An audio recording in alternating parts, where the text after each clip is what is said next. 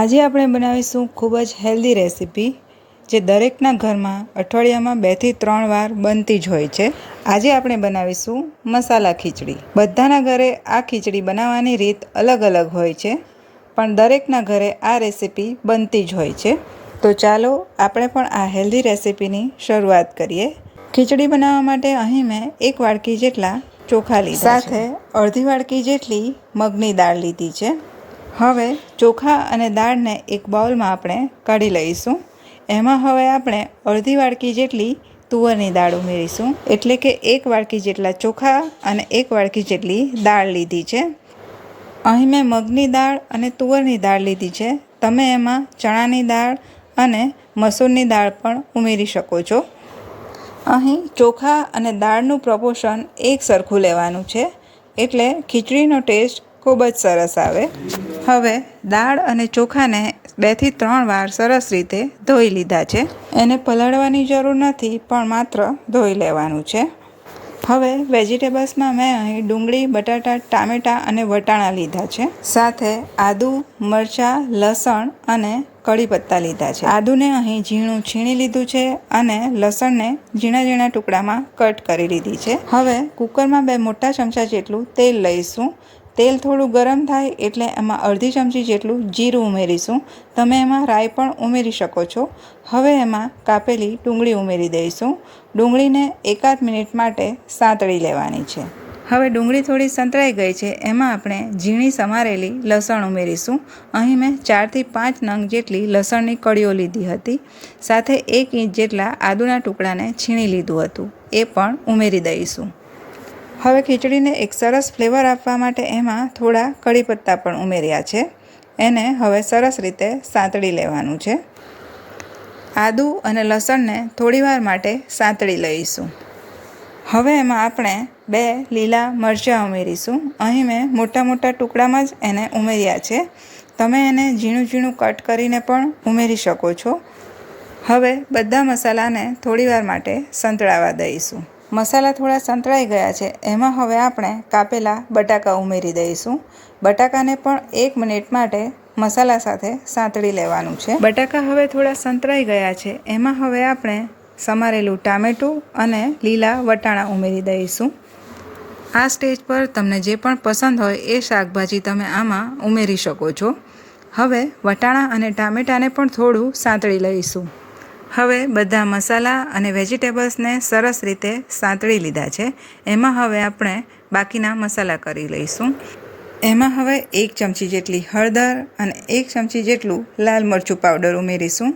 લાલ મરચુંની quantity તમે તમારા સ્વાદ મુજબ વધતી ઓછી કરી શકો છો। હવે એમાં 1 ચમચી જેટલું ધાણા જીરું પાવડર ઉમેરીશું, સાથે શાકભાજીના માપ માટેનું મીઠું ઉમેરી દઈશું। અહીં ફક્ત હમણાં આપણે શાકભાજીના માપનું જ મીઠું ઉમેર્યું છે। હવે બધા મસાલાને સરસ રીતે મિક્સ કરી લઈશું। બધા મસાલા સરસ રીતે મિક્સ થઈ જાય એટલે એમાં ધોયેલા ચોખા અને દાળ ઉમેરી દેવાના છે। દાળ અને ચોખાને પણ વેજીટેબલ્સ સાથે 1 મિનિટ માટે સાંતળી લેવાનું છે। હવે દાળ અને ચોખાને વેજીટેબલ્સ સાથે સરસ રીતે મિક્સ કરી લીધું છે। હવે આપણે એમાં ચોખા અને દાળના ભાગનું મીઠું ઉમેરીશું। મીઠું ઉમેર્યા પછી એને સરસ રીતે મિક્સ કરી લઈશું। હવે મીઠાને દાળ અને ચોખા સાથે સરસ રીતે મિક્સ કરી લીધું છે, એમાં હવે આપણે પાણી ઉમેરીશું। અહીં 1 કપ જેટલા ચોખા લીધા છે, તો આપણે 3 વાડકી જેટલું પાણી ઉમેરીશું।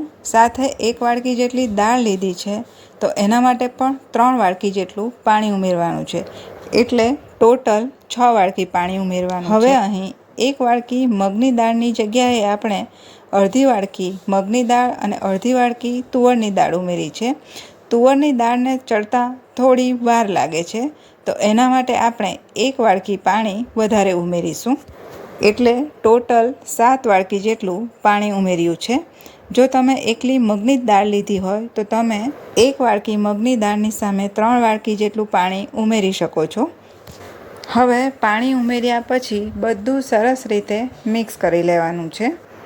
હવે બધું સરસ મિક્સ કરી લીધા પછી એને ઉકળવા દેવાનું છે। હવે ખીચડીનું પાણી ઉકળવા માંડ્યું છે, એમાં હવે આપણે કાપેલા લીલા ધાણા ઉમેરી દઈશું. કાપેલા લીલા ધાણા ઉમેરવાથી ખીચડીનો ફ્લેવર ખૂબ જ સરસ આવે છે. હવે બધું બરાબર મિક્સ કરી લીધા પછી કુકરનું ઢાંકણ બંધ કરીને 5 સીટી સુધી એને કૂક કરી લેવાનું છે. જો આ ખીચડીમાં આપણે મગની દાળનો જ ઉપયોગ કર્યો હોય તો 3 સીટીમાં જ ખીચડી બનીને તૈયાર થઈ જાય છે, પણ આપણે તુવરની દાળ પણ ઉમેરી છે એટલે કુકરમાં આપણે 5 સીટી સુધી ખીચડીને કૂક કરવાની છે. હવે ખીચડીને 5 સીટી સુધી કૂક કરી લીધી હતી. કુકરમાંથી પ્રેશર રિલીઝ થઈ ગયું છે. એને હવે ખોલીને આપણે ચેક કરી લઈશું. ખીચડીની આ કન્સિસ્ટન્સી એકદમ પરફેક્ટ છે, પણ એને જો થોડી લચકારી બનાવવી હોય તો એમાં આપણે હવે થોડું ગરમ પાણી ઉમેરીશું. જો તમને ખીચડીની આવી જ કન્સિસ્ટન્સી પસંદ હોય તો તમે ગરમ પાણી ના ઉમેરો તો પણ ચાલશે, પણ અહીં આપણે થોડી એને ઢીલી કરીશું તો એના માટે થોડું ગરમ પાણી ઉમેર્યું છે. હવે ગેસની ફ્લેમને ઓન કરીને પાણી એકદમ સરસ રીતે મિક્સ થઈ જાય ત્યાં સુધી ખીચડીને કૂક કરવાની છે. હવે ખીચડીમાં આપણે જે ગરમ પાણી ઉમેર્યું હતું એ ખીચડી સાથે સરસ રીતે મિક્સ થઈ ગયું છે અને ખીચડી પણ સરસ લચકા પડતી બની ગઈ છે. હવે ગેસની ફ્લેમને બંધ કરી દઈશું. તમે આ સ્ટેજ પર પણ આ ખીચડીને સર્વ કરી શકો છો, પણ એને વધુ ટેસ્ટી બનાવવા માટે આપણે ઉપર એક વઘાર કરીશું. વઘાર કરવા માટે એક પેનમાં 2 ચમચી જેટલું તેલ લઈશું. તેલમાં હવે એક સૂકું મરચું ઉમેરી દઈશું. સૂકું મરચાંને મેં અહીં તોડી દીધું છે. હવે એમાં આપણે થોડા કઢી પત્તા ઉમેરી દઈશું. હવે ગેસની ફ્લેમને બંધ કરી દઈશું. ગેસની ફ્લેમ બંધ કર્યા પછી એમાં હવે અડધી ચમચી જેટલું કશ્મીરી લાલ મરચું પાવડર ઉમેરીશું. હવે વઘારને સરસ રીતે મિક્સ કરીને એને ખીચડીમાં ઉમેરી દઈશું. હવે આ વઘારને ખીચડીમાં સરસ રીતે મિક્સ કરી લેવાનું છે. હવે વઘારને ખીચડીમાં એકદમ સરસ રીતે મિક્સ કરી દીધું છે. આ ખૂબ જ ઇઝી ડિનર રેસિપી છે. રાત્રે જ્યારે ડિનરમાં ખૂબ જ હળવું ખાવાનું મન થાય તો ત્યારે તમે આ રીતે ખીચડી બનાવીને તૈયાર કરી શકો છો. આ ખીચડીને હવે આપણે સર્વ કરીશું. આ ખીચડીને તમે દહીં, છાશ અથવા તો કઢી સાથે સર્વ કરી શકો છો. એની સાથે પણ આ ખીચડી ખાવામાં ખૂબ જ ટેસ્ટી લાગે છે. કોઈ પણ વધારાના ઇન્ગ્રેડિયન્ટનો ઉપયોગ કર્યા વગર ખૂબ જ ટેસ્ટી ખીચડી બનીને તૈયાર થઈ જાય છે. તમે પણ આ રીતે એકવાર જરૂરથી ટ્રાય કરો. વિડીયો અને રેસિપી પસંદ આવ્યા હોય તો વિડીયોને લાઇક કરીને શેર કરવાનું ના ભૂલશો અને ચેનલ પર નવા હો તો ચેનલને જરૂરથી સબસ્ક્રાઈબ કરો. ફરી મળીશું નવા વિડીયો સાથે. ત્યાં સુધી આપ સ્વસ્થ રહો અને મસ્ત રહો.